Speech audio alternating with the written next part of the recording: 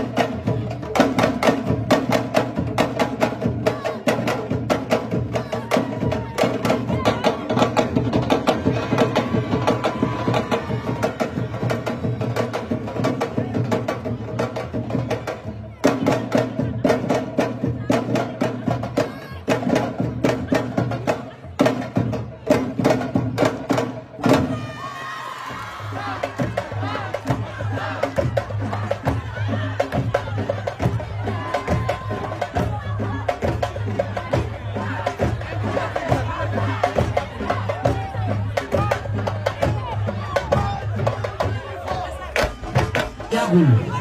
defe naa ni 2 semaines la ñu répété monté lii lépp ñu nekk ay xale yu baax barki yonent bi ah macha allah affaire yi nice na taaru na képp ku fi toog rek defe naa ni kontaan nga waaw dëgg neexul